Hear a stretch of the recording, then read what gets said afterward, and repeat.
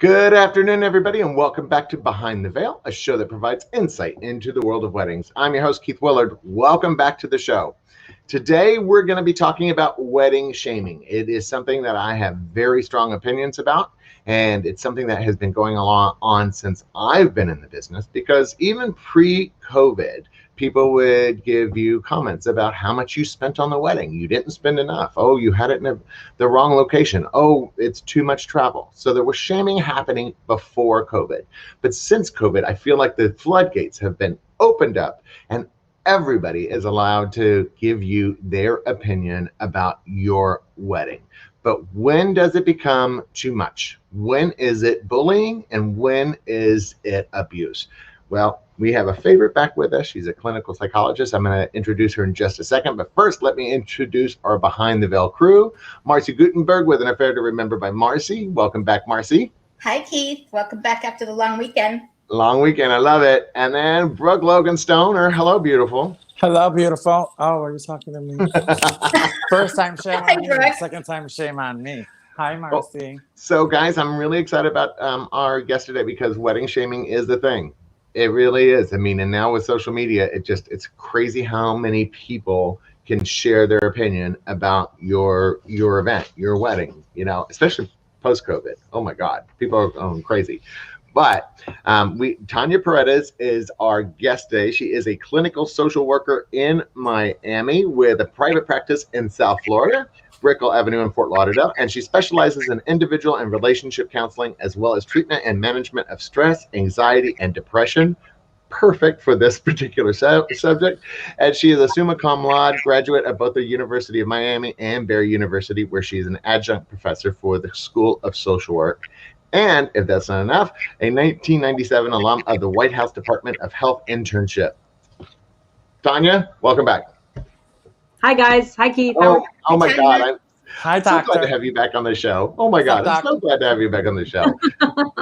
Because I love it, because you are not ever going to be shy about sharing your opinion on these subject matters. And I think that wedding shaming is one of those things that has become an okay for people to do. It's an abuse that people just feel okay doing because it can be either, oh, you're spending too much money on the wedding, or it's a destination. I can't afford that. How can you do this? And now with COVID, people are like, you're not being safe. You're not taking our health into your planning. So what do you say? Like, how do you even breach this subject? I think much like all of you guys, I don't know that I expected people to have I didn't expect people to have such strong opinions in terms of weddings and in how they were vocal with those people about sort of opinions of weddings.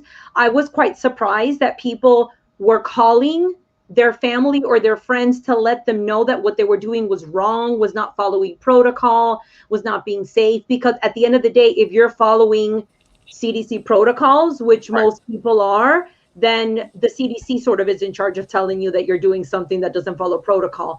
I think people are scared, and I think people want to attend events. I want to attend events.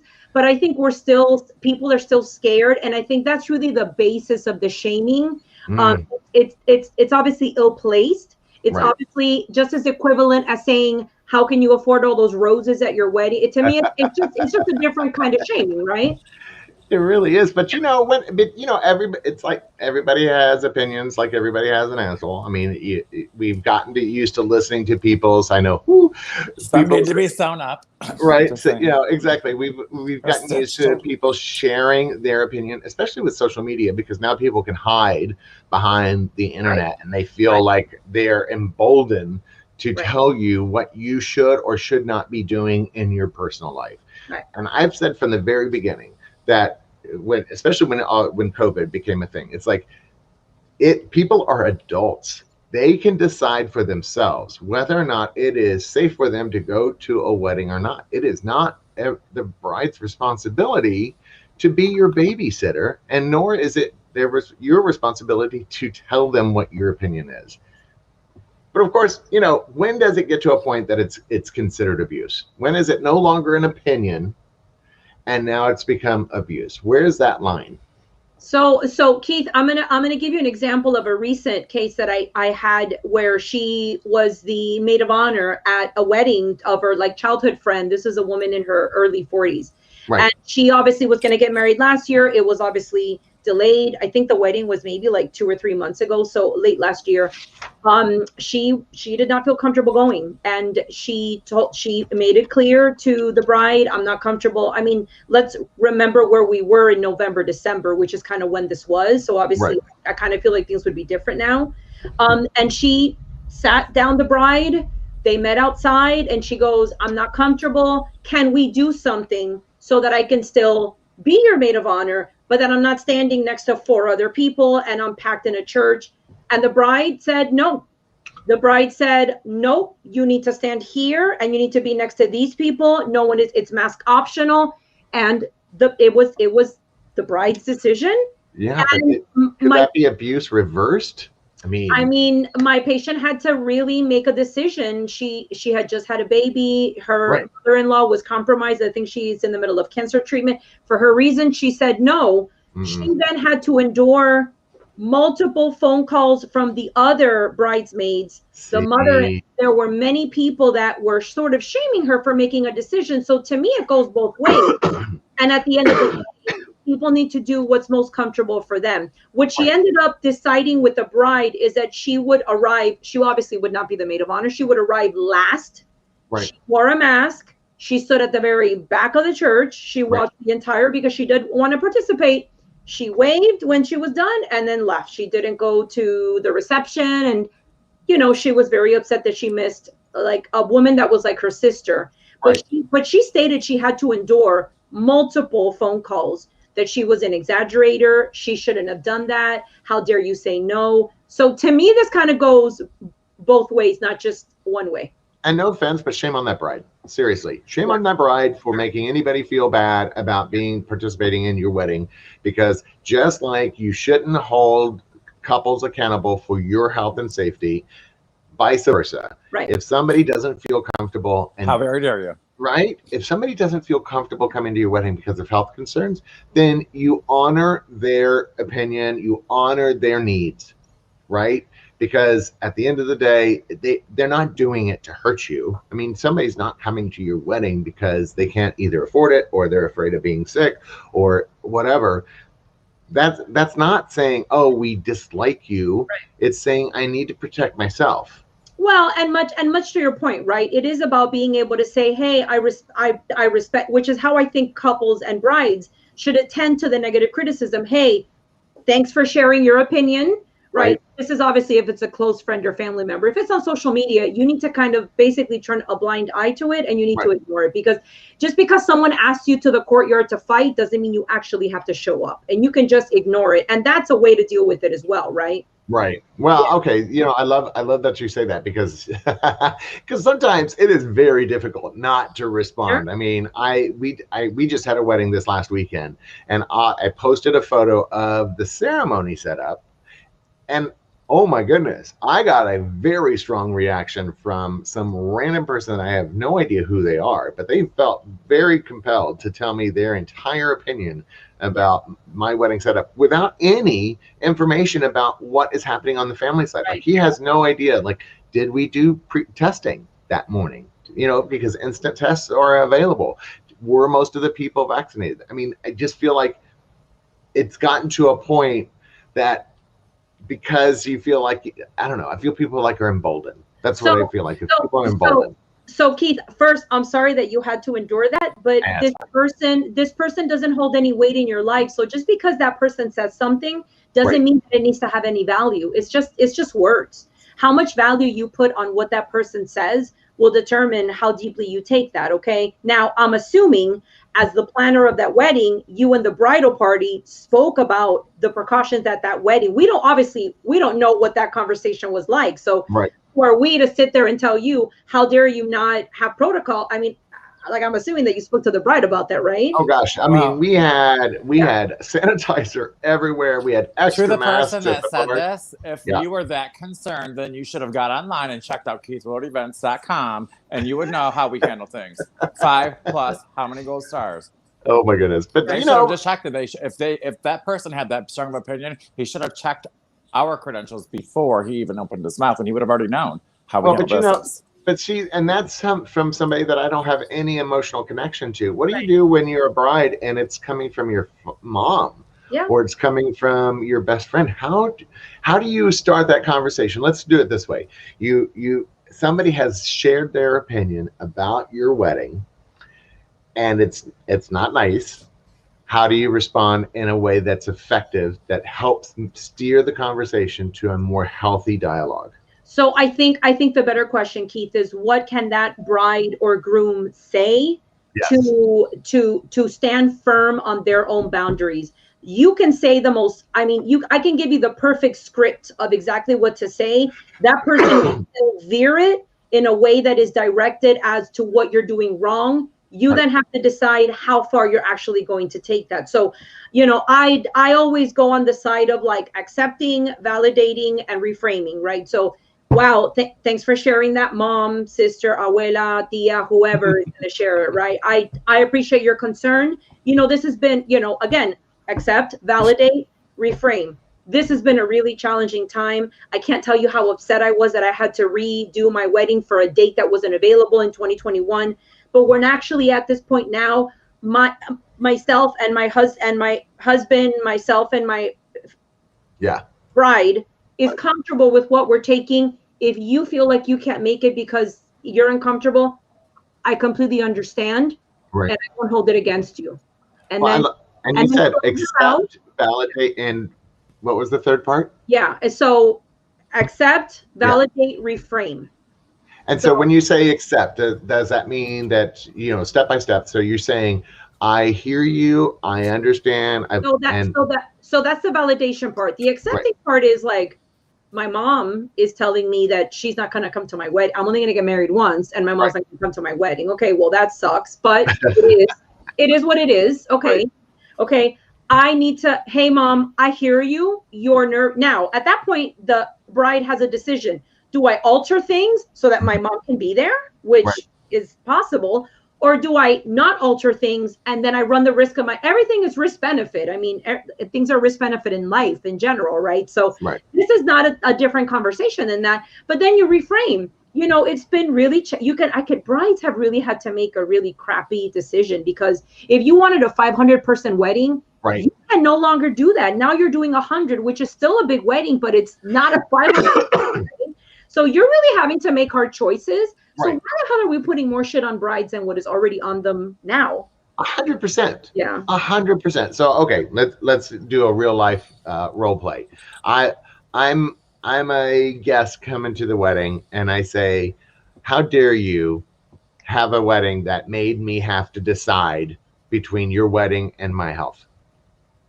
Because that's a real comment that I have heard from somebody. Yeah. I mean, A, I don't know that I would even respond to this person. B, I would probably say something like, hey, listen, I hear you. If you're uncomfortable coming, no need to come. And then I would go like this, and I would not fill the air with necessary, but hey, what are you talking about? That's extra key. Like, no need to go into that, because at the end of the day, you don't have to come to my event. I need to come to my event, but you don't have to come to my event. And I'm like, do you still have my address? Great, send the gift. I'll send pictures. We have Zoom. You're so funny. But and then so wedding shaming has been going on since I've been in this business. I mean, from the very, very beginning. And Marcy and I were talking. And Marcy, I wanted you to share your little wedding shaming story. Sure. So because I've been in the industry for so long as well, the opportunity for us to plan our own wedding, my husband and I, came about because we said, first of all, we were a little bit older. We weren't very young as we got married. But I think that for us, I really wanted it to be about our dream, our vision, our style, everything that was indicative of us. And I felt like if I put it on family members to put it together for us, I certainly was not going to have that, nor would I have that type of vision if I were including a portion of them, meaning that, like, let's say I was going to ask them to just, help me out with just, this and a few things. Right. The only thing I had my mother involved in was helping me pick out a wedding dress. That was it. I think that for me, I knew the control issues were there, and I also knew the style of event would totally not be something that we would want. So I said to her, I really want you and Dad to come to the wedding and really enjoy. I want you guys, you have earned the opportunity. Nicely said. You earn the opportunity to just be a guest and then really enjoy it. And you can take all the credit, whatever it is. I just really wanted it to be about our style. And that, we invited a lot of family and friends. We have a lot of family on my husband's side. So we really wanted it to be about us. And I think that if I had done it any other way, I would have had a lot of resentment, and I would have had something that was not indicative of our style. Well, and I felt like what I got from that story is the fear of wedding shaming actually led you to not involve people. And I find that sad. It is sad, but I also saw what my sister went through. I had seen what other brides had gone through over the years, and not just brides, even grooms. Right. People really feel that they're entitled to give their 2 cents. And with the advent of social media these days, it's gotten 20 times worse because people just think that they can put in a few key letters and then they've said what they've said. You can't take it back. So, Doctor, when does it get to a point of abuse? When, is it a tone? Is it repetition? Is it how I feel in reaction to what somebody says? When do we start going, okay, wait, I appreciate your opinion, but this is starting to become abuse? So my rule of thumb is that if you say no and that person keeps going, then you've crossed the line. So if someone says, hey, listen, I think that what you're doing is wrong. I wouldn't attend. How dare you make me choose between the health of my children, my wife, and I just to attend to your event? I'm not going to go. And you say, hey, listen, I hear you. Thanks for letting me know. No, but I'm going to text you and I'm going to let you know that it's horrible. I'm going to call you later. I'm going to email you. I'm going to put it up. I mean, like, why are you're like, you've now said no. So now you're not even a guest. Like, you're out of this. So why are you, that to me is abusive. It's like imposing one's authority onto another person is really where it rides the line. So Marcy said something interesting that I want to kind of reiterate. So, I want to repeat to everybody, to you guys and to everyone listening, just because someone says something, it's not law. Like, unfortunately, Marcy is correct. Social media, people can be like, enter, and they can X, and they're done. And it's how was that again? I'll take 2. But just because they say it doesn't mean that it's law. And so I think we need to kind of do, I think people need to do the work of like understanding that not to turn a blind eye, because there's a lot of, Keith, I'm sure that you like blew off that comment, but it stayed with you, right? It was like, oh my God, like that was like really harsh, but it doesn't mean that comment needs to have legs, that you then have to be like, oh my God, should I even be doing wedding planning during a pandemic? Maybe I should. Like, you don't have to go to that, like that's what I mean by legs, right? After Saturday, the answer is yes. But the thing is as a wedding planner, I'm always very sensitive to everybody's opinion because that's my job. My job is to try to figure out ways to try to make everybody feel as comfortable as possible. This wedding this last weekend was a perfect example. We set up the wedding in a way that anybody that was in a pod, close family members, sat at a table together, those that and then the way the ball was set up is that the peripheral tables were for those people that didn't feel 100% comfortable being there. That was way away from other people, lots of space around them. They didn't have to go into the middle of the ballroom to watch everybody because they could still see everything. But you don't see that kind of preparation when you're looking at photos online. Well, and also it's hypocritical. So these people that are shaming other people for having events, do they not go to Publix? Because at Publix, you're like, that person's like right next to you passing. So are they literally locked up and they don't pay for anything whatsoever? Like, it doesn't make any sense, It doesn't. And I again, it gets to that point of abuse, and then how do you fight back? You know, I know that you said, well, you just don't respond. But if it's your mom, if it's your sister, if it's somebody that has an influence in your life, how do you to make sure that you put those boundaries down and stick to them? So if it's someone in your, I call it your inner circle, like you said, like your mom, your sister, your niece, like people that are like really sacred to you, then I would encourage brides and grooms to kind of do what they can to make those people feel comfortable. So, okay, I want you there, mom. Right. How about if you come in last, you sit in the back, like they're obviously, right. I'm not the planner here, right? So obviously there's ways to make people feel safe. But Keith, at the same time, like, I mean, the same thing I said a few minutes ago about not everyone's comments need to have legs. I'm going to say that again. Not everyone's comments need to have legs. Your mother, your father, your abuela, they're all entitled to their opinion. At the end of the day, this is your event. This is your groom. This is your bride. This is what you are choosing to do. I had an experience with a friend. This was like in the middle of the pandemic, and they had a baby shower. And what nobody knew that I knew, and she put it, this was like in August when things were really, really bad, still July. Right. And what nobody knew is that they were nurses on a COVID floor. They had all of them had COVID, including the pregnant woman. Right. They had all had COVID. They had antibodies. They literally was like, they all tested for antibodies. They were all negative, but they all got together with no mask because they're unmasked when they eat lunch anyway. But nobody knew that, right? So she screenshot all the things, how you're killing people. That's what it responds. Oh gosh. And so people don't know the backstory, right? So, I mean, the good news is that there were people that she invited that were not nurses on a COVID floor and said, no, thank you. And she was like, I'm so sorry. Can I set up a Zoom link so that you can be able to, and they did a Zoom link, and I attended on a Zoom link, and it was okay. And it was not how we would have wanted it, but it was lovely. And so that's what I mean by like, how can I adjust what I am willing to do? But I don't think people should bend over backwards for everybody. No, and you know, and I think that sometimes people don't realize that they're being abusive when they're sharing their opinion. Sure. You know, that's the other part of that, is that, you know, everybody, you see it on TV, everybody's sharing their opinion. Everybody feels like they have a need or that they need to like share their opinion. And, you know, well, maybe she didn't take into account the fact that COVID's a thing, and maybe I need to tell her. You know, I think that becomes a part of self-awareness, that you know, sometimes you got to shut up a little bit before you speak. Think about what you're about to say.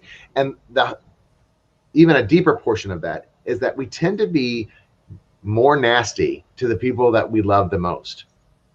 Well, because we know that we'll tolerate it. Like, you're like, as a mom, you know that your kid's not going to be like, okay, well, I'm never talking to you again, more than likely, right? And I have a little bit of leeway, but at the end of the day, people have autonomy. People have the ability to make their choices. No one is legally mandated to attend your wedding. Like, you can say no. It's okay to say no. It's okay. I was invited to many events, and I said, I love you so much. I'm not comfortable. Where is your gift registry? Is there something I can do to like drop something off? Or I'm happy to celebrate. Right. A Zoom link. Can I stand outside? And there was an event that I stood outside at, and I was perfectly fine. And obviously I'll ease up. I'm already vaccinated, so I'll ease up myself at some point. But the reality is that I'm not there yet, and that's okay. But I don't expect everyone to continue to stop their lives just because they're in a different spot.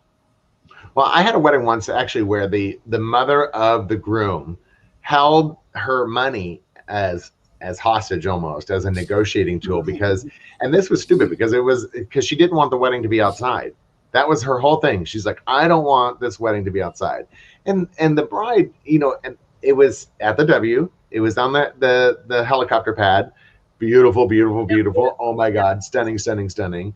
She was gonna hold back not her donation, but her funding of the wedding until they agreed with her. Luckily, that didn't ever happen. Rude. Because I know. I mean, it's like, who do I make this check of shade out to? Yes. I mean, I feel like there's bigger issues than that there, Control. right? Oh, there were much bigger issues. Yeah. Well, and I had to explain to her that, nobody's going to look at the bride and say, how dare you put a wedding outside? They're going to look at you saying, can you believe she was such a B word that she held her own son's wedding hostage for a check? Yeah, very plastic bags fits most heads, that kind of thing. Well, exactly. Exactly. How nice. do you limit, because we already talked about the fact that, you don't give people power, right? Do you then reduce your exposure to this by not posting stuff online, by not inviting, Marcy didn't invite her parents to be more involved because she knew what their reaction is. But is that fair to the person? A million percent. If we're going to be fair and equitable to everybody, then your needs will never be met. So this is a very fine line, right? Because Marcy, it sounds like you obviously wanted your parents to participate, but you and your then fiance really had a picture of what that would look like. And you were married quite literally to that picture. And if you got that picture, I greatly applaud your ability to enforce your boundaries with your partner and with your now spouse, because that tells me that as a unit, you were united in your vision. Awesome. That's great. And in general, this is a good life lesson, right? It is okay that people don't agree, but then I have a right to tell you this is what I want, but then you have a right to tell me I don't agree with that, but then you got to go away with your disagreement. Right. Well, I love my parents. I mean, there's a lot of love there. I just know how the strings are pulled. I know how, just through the dynamics that we have, I know how some things are handled. I knew that if I didn't take the reins early on, I was going to have a lot of resentment.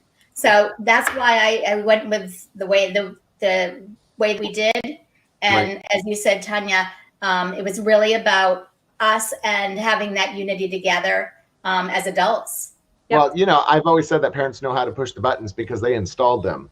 Yes. It's like, they were there wiring that button from when you were very young. Now, Brooke, you had talked about somebody having some shade recently at a wedding. Do you remember that? I do. I thought we were waiting for this. Oh, no. Well, first, maybe let me you want to say, talk about it after the mail. What's up, Doc? How are you? I missed you. I'm so glad you're here. Have you watched the show lately? The answer is yes. Go ahead. Okay, then she should know I curled my hair for her today. Oh, God. That's question and answer. Let's get into the need of her needing you to recognize. If I'm not rude that. enough and mean enough on this show, you want me to be even worse. Okay, fine. What do you want me to talk about? Oh, no. You had brought up offline. You had talked about the fact that you overheard me to tell the story. Yeah, but it's 4 feet away. Well, no, if you want to move on, it's fine. So we're gonna do. I guess it's the shade tree time. So, there was an event a while back that Keith and I, did to get a lovely little wedding, and I sat there about 3 feet, 5 minutes before I was to take them to the aisle, if you will. And so I had the boys, Keith had the girls, and I had some parents. And I may or may not have had one of the most important, besides the bride and the wedding party's mom. Yeah. Look at said individual and be like, well, you got about 5 minutes. So, but very matter-of-factly, this was not a joke. It wasn't to be cute, and it wasn't horribly mean either. It was very right. If you want to get out of here, are you sure this is what you want to do? And I was cracked. I was like, you do realize I'm standing right here. So let me set the scene. Smoke a cigarette, I'll do it in a hot second. Oh my goodness. So let me set the scene. They're just about to go down the aisle. The mom is sitting right next to her son, who's the groom, and says to her son, that's how close we were. if you're ready, if you want to leave, go ahead. I support you. She was like, just jump on my back. I got this. Let's go. Oh, God. Piggyback right out the door. Wow. I mean, I find that there's some really hardcore internal family issues there with that. What do you think, Tanya? I mean, I would love the phone number of these people myself. Brooke can private message me later. I will say this: as much as it's lovely that person is supporting, I feel like that conversation should have been had significantly before you just drop 20, 30 grand on a wedding and you're right to walk down. 80 or 90 or 100. Although I have been to a wedding where the bride was walking and halfway through she said, I can't do this, and ran out. So actually last week we talked about this, about the wedding nightmares and I've heard and when Brooke says this isn't a one-off. I've actually heard it multiple times myself, where the dad says to the bride, if you're ready, if you need to go, you're fine. I will fully support you. And I'm like, it's the wedding day. And that's when we talk about wedding shaming, it's not just with COVID, and it's not just with the amount of money spent, and it's not just with location. It's the pressure from the family that maybe they think you made the wrong decision and the person that you're marrying. Yeah. And and again, while I do think parents should talk to their adult children, hey, this is a large step. Once that bride or groom say, you know what, thanks for checking in, I love your support, I'm 100% sure. And then you keep it moving to the following conversation of, okay, so the wedding date is on this day. Here's what's going on. You, again, reframe it. Again, just because someone holds you in a space of, are you sure? And you answer the question, doesn't mean you have to stay there. And so someone that is about to walk down the aisle and says, last chance, this is it. Like, are you sure? Like, really? Like, there's people there. I mean, but and this could be done in a jovial way, in a fun way. But I think that even there are just some comments that you just should never really say, even in a joking way, because they say that all jokes even have a little truth to them. Now, you just hit it, because I was just going to say, hey, now let's talk about the wedding we just did, Keith, and the father of the bride, his speech. Oh, such a good guy. And you can take it from there with the subtle little tint of shame. Oh my goodness, yeah, it was really funny because this has a little wedding shaming as well. And let me just state that this family was incredibly loving. I've never seen a happier couple. They were so grateful for everything that we did. But the dad was a little funny. He added a little shame in his speech. He's like, basically, you took my little girl away from me. But it was done in a sweet way, and it was done in a lightly ribbing way, and it was based in love. And I think at the end of the day, that's really what we're talking about on these comments. Where are these comments really coming from? Is it coming from a place of love and concern, or is it coming from someplace else? Because I feel like if you're making the comment and talking about somebody's wedding, and it's literally from a place of concern or love or joy, then you're going to be fine in talking to somebody. I mean, obviously, as a therapist, I have a slightly different take on that's why I want to hear. Yeah. Take us away, Doc. So I mean, I'm cringing because I wonder how this speech, and this sounds like a wonderful speech in general. I wonder how it would have been different if the father would have said something like, at first I was hesitant because I felt like I was losing my daughter until I realized I was gaining a son. Right. And that's a different conversation than you took her away from me. Well, and that did happen. Pound 10-pound bag sugar on you're a dick for taking my daughter. It was very that. It was cute. But he did actually say that. He did actually say towards that speech. He did say, but I've now gained an amazing son-in-law. So that was part of the speech. All right. Yeah. It was just funny. It was just kind of a funny. We don't need to send this one to you, but the other one we might have to have a little conversation. I'm not paying. So when we talk about these kind of family, these family issues, do you feel it's appropriate to have some counseling sessions ahead of the wedding in order to have a safe space to talk about these issues? So yeah, I think I had mentioned this to you guys before that I do premarital counseling through the state of Florida. So there's an entire protocol that we follow of here's how to prep you. I think you three would agree that people that are getting married by and far, unfortunately, don't have hard conversations. Hard conversations include, do we want children? When do we want children? How many children? Do I care what gender those children are? How are we going to raise those children? What are the messages we're going to give them about race, about gender, about equality, about the world, these are questions that people should be asking. What is the role of family that we want to play into our lives and children's lives? What is the role of your mom? What is the role of your mom? What are the role of the abuelos? I mean, these are all things that I had very upfront conversations about. So when the time comes, for example, and I said this to you guys before, that my parents have been living with my husband and I for 3-4 years. We've been married for almost 20 years. Right. I had a conversation with my husband when I was 22 years old. This was an upfront conversation. Hey, your mom at some point, his mom was alive at that point. She passed away. And my parents, are they welcome in our home? Of course. Okay. Next question. It was that quick. And so it was literally not a conversation. When the time came, his mother passed away from cancer. When my parents got old, my husband was like, hey, I think it's time for your parents to move in with us. It was a 2-second conversation. Can you imagine the struggle that would have ensued if he That's said— a really good, strong relationship. I have that at home. Like, what if my mother needs something, she has it. And his mom gets treated the same as mine. We just had this conversation yesterday. She's like, well, I'm like, doesn't matter. You're his mother. My mother, I don't ask. If she gets whatever she needs or wants. And you're no different. And I've actually said to people to have those hard conversations early on. Have those hard conversations early on, because then it gives you some time between that hard conversation and the wedding to get back into the joy, to allow that information to disseminate, for everybody to get back to a comfortable place. But you got to have those hard conversations. Well, and I do think you need to have the hard conversations about COVID. So, hey, sweetie, COVID is still a thing. Some people are vaccinated, other people are not. How are we going to handle when someone says something? Who are we going to have a sit-down conversation with, and who are we going to ignore? Like, that's also a conversation to have as well. You guys just thought it just happened. Corey's been sick, and Keith came last week and rapid tested us both. I was nervous. And so we've been in separate, rooms, just because he has like a cough and a cold and I've had to work so much. That little kiss is because I haven't had one in 5 days. Sure. So I'm like, the show's not going to interrupt that. I need that. And now you can go to work and thank you. Yeah. So, yeah. Well, again, and I think that when it comes to weddings overall, I mean, these are big emotional moments, and then you mess it all up with some alcohol and a pressure cooker environment like COVID. Yeah.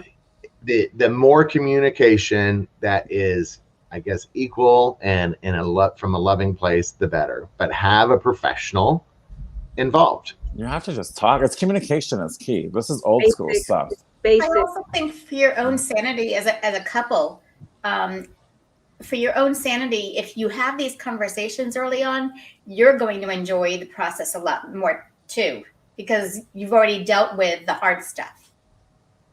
Well, and also just to wrap this up for me, Keith, even something like the kind of way, so Marcy, it sounds like you and your now husband were crystal clear on what you wanted, but I had a couple that I had known of them from before, and she wanted a destination wedding because she didn't want anyone to go. So she's like, what's the they got married in London. Like, what's the furthest places I can go that no one's going to travel 16 hours? I'm like, London. And he wanted it. And his grandmother couldn't travel, and he wanted to do it here. Right. That was an epic argument between them. And I literally said to them, I go, so wait a minute, you have a wedding date. It's less than a year away, and you've never talked about location until now? Wow. I mean, so they ended up doing it in London, but it was a fight. They struggled. They weren't making a decision as a unit. Remember what I've always said, that a marriage, a union is a unit. And so you need to make decisions as that, not I want this, I want that. What works best for us? If that includes your family, your abuela, your mom, then that's what it includes. If it doesn't, then go to London or go wherever you need to go. But even how much money you're going to spend on a wedding, are you going to hire a planner? These are all things that as a unit should be discussed. At the very beginning, Dr. Tania Paredes, I know you have to run. I just want to say thank you again for being on the show. I feel like it's still a big mishmash of take it by each moment, because you're going to have a separate response depending on who's talking to you and how they fit into your life. Yeah. And in closing, Keith, I really hope that people that are hearing us and hearing you recognize that it's difficult for people. There's no need to kind of add to an already difficult situation. And I think for the most part, as people, we are trying to nobody wants COVID. Okay. Even if you're vaccinated, you still don't want to be around. I don't want to be around COVID. So I think we need to sort of trust the other person that they care for us, but also do your due diligence of, may I ask you about safety protocols? What are you putting in place? And if that holds water with you, great. If not, I love you so much. I'll send a gift. I'll be there from afar, but then you need to let people have their event. Well, and if you're out there and you're looking to have these hard conversations, call Dr. Tania Paredes because she's going to help you through it. All right, everybody, we're going to run to a commercial and we will be right back with After the Veil. Thanks, guys. Hi, I'm Chris Harrison, and on the most dramatic episode ever, we'll see what happens when we let this man plan a wedding all by himself.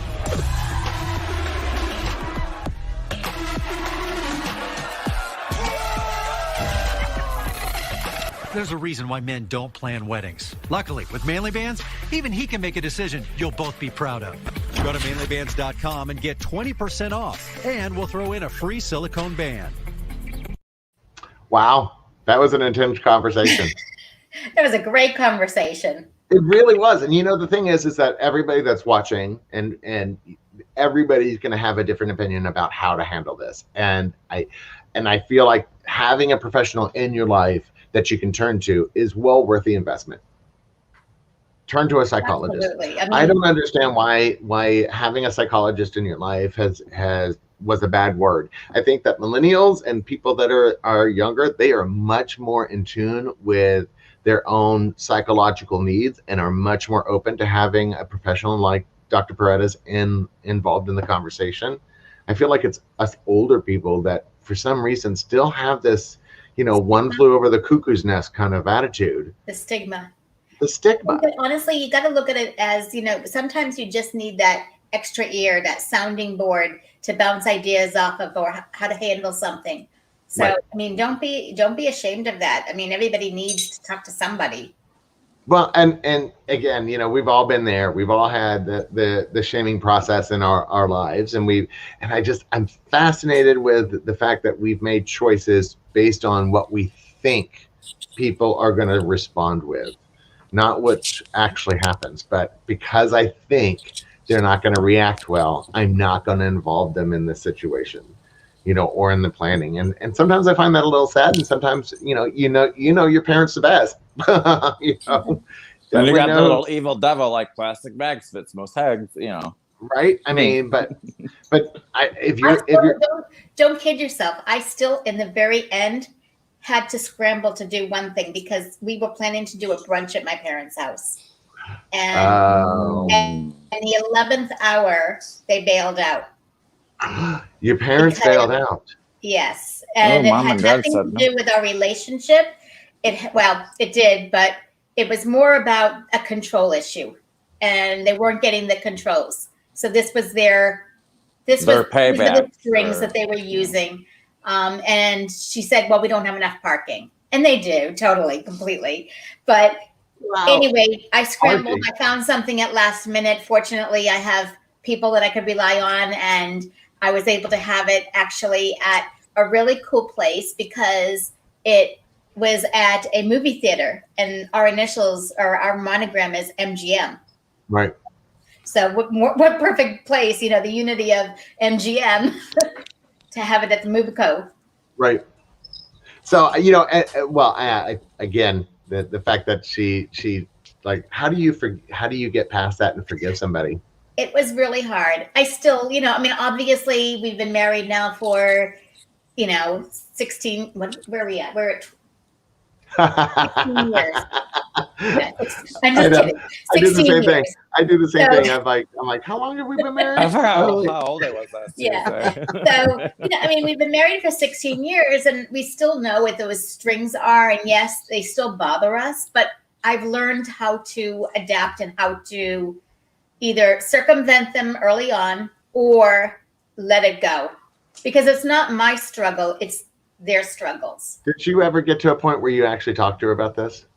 Oh, plenty of times. Okay.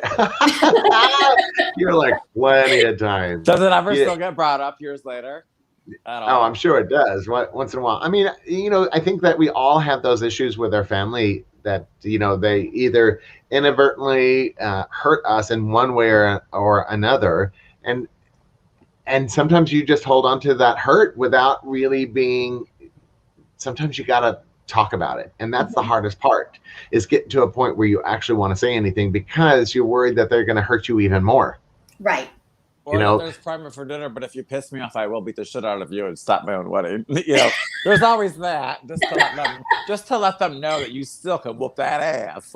right? I mean, but come on, seriously, no, but seriously, I mean, you sometimes there's things that I would love to be able to talk to, you know, relatives about that were painful in the past. I mean, as a gay man coming out, there were things that were said by some of my relatives that they don't know. I know that they said, but I've never brought it up to them. I've never confronted them.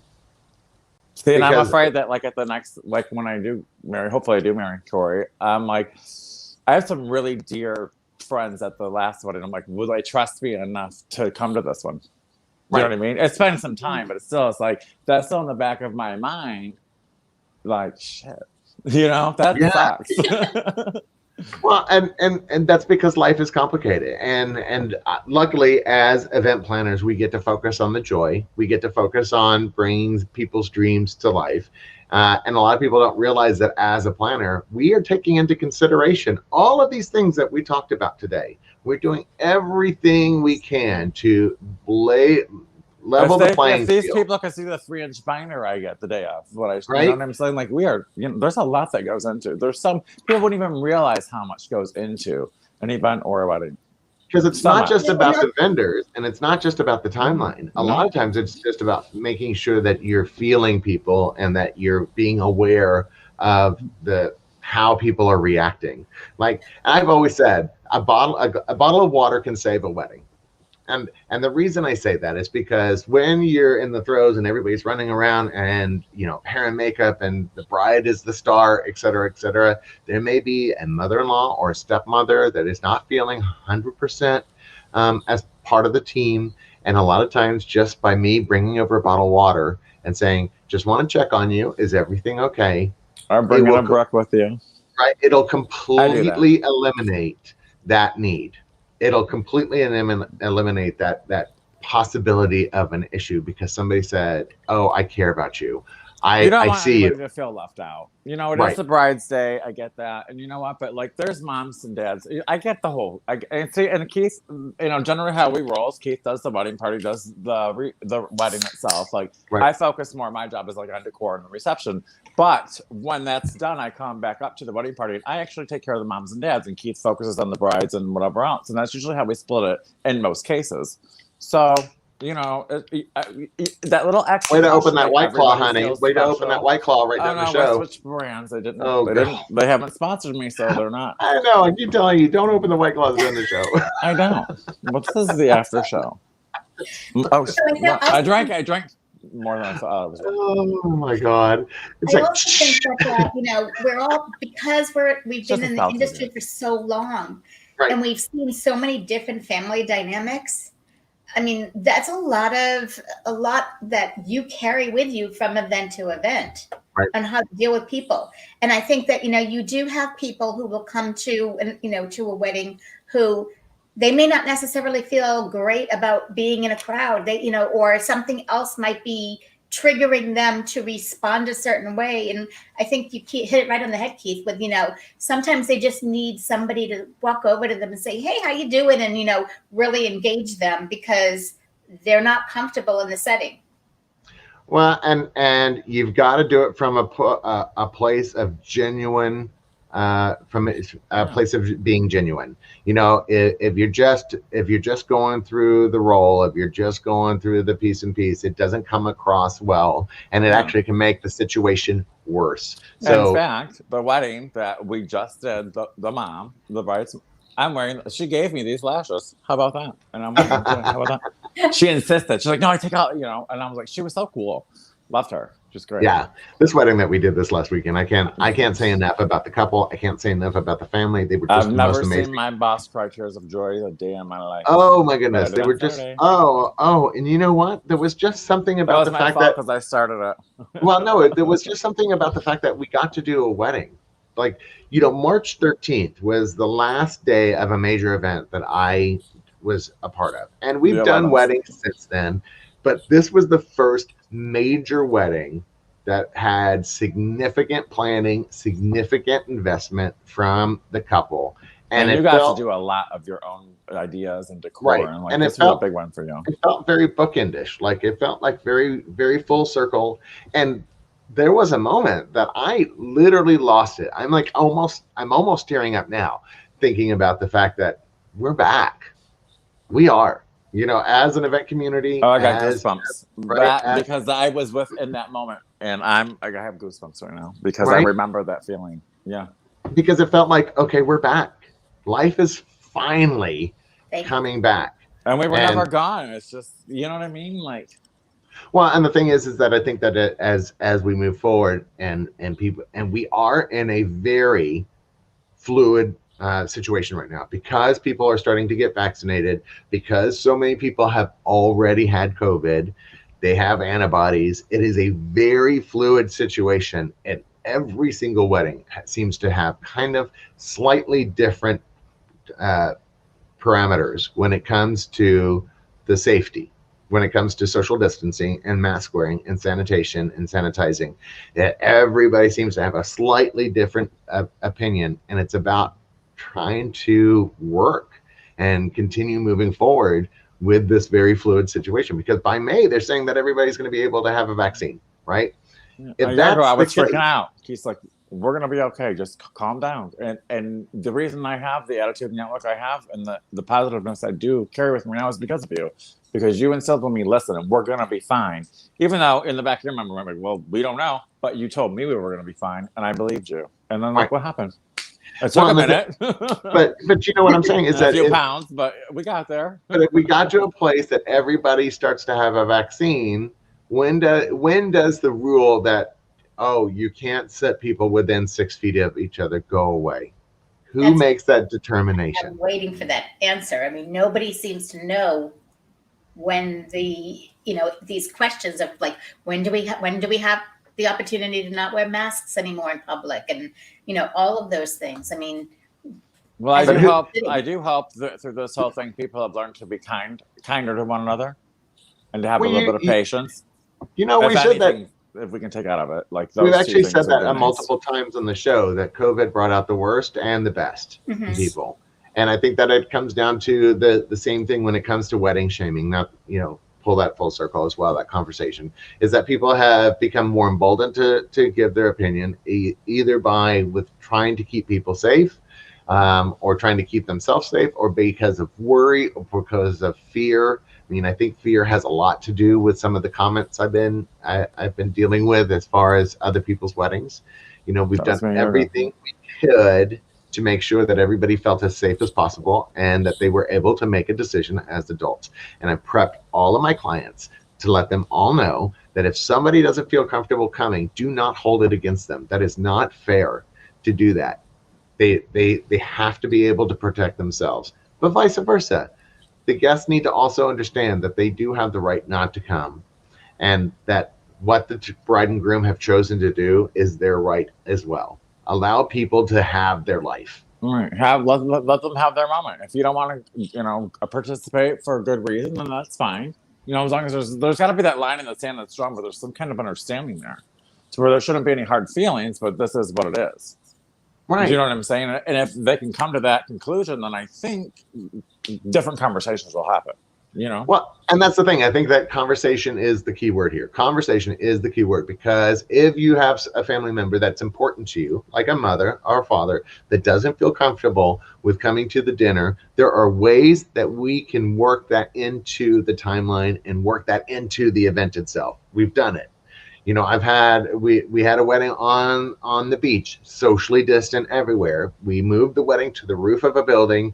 The mother of the groom didn't feel comfortable staying through the dinner, because she felt like, I don't want to be on a table with, no matter how much distance I have. She ended up staying all night. She really did. But, we wanted to make sure that she felt safe. And so we worked it into the timeline that she would be the first to give a speech.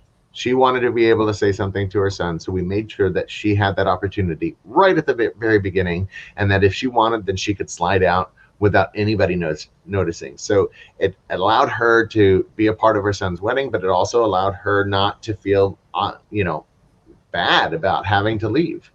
And it's a good testament to your company of how you consider and take things seriously with COVID and all the necessary precautions and things that you have to do to prepare for these kind of things, because that was set up for her to do, and she was supposed to peel out, and she actually felt so comfortable and so safe after getting to like just experience everything and see everything going on that we did, that she did stay almost all night long. She really did. Well, and that's the thing is that, but if I hadn't known about that, if she hadn't spoken up in a positive way, let me put that out there, positive way of saying, I don't feel comfortable, without wedding shaming. She didn't go to her son and say, how dare you do a wedding that I don't feel comfortable coming to. She said it in what can we do? I don't feel comfortable. I'm worried about my health. Yeah, she wasn't a thorn in your side. She was, what can I do to help kind of thing. Yeah. And I want to do this. How do we achieve this goal with keeping me in my mind? If couples have these conversations early on, right, too, then they can go ahead and talk about this with their wedding planner. And then that way arrangements can be made and everything will run more smooth, seamless to the guests. And it will really be able to be highlighted in the most proper way. Well, and you can tell, I mean, our conversation here is fairly intense, and we're not involved in the wedding. I mean, can you just imagine what couples are having to go through with their family members? I mean, it's got to be not an easy process out there. So allow us to help you, get a professional involved. If it's a wedding planner, great. If it's Dr. Tania Paredes, great. But find help somewhere. Do not try to do this by yourself. You're doing yourself an injustice. You're doing your family an injustice. Yes. And it's going to affect your memories from here on out. Get a professional involved. That's my opinion. All right, everybody. Well said. Thank you so much for another amazing show. And I'm very much looking forward to seeing you again next Tuesday at 2.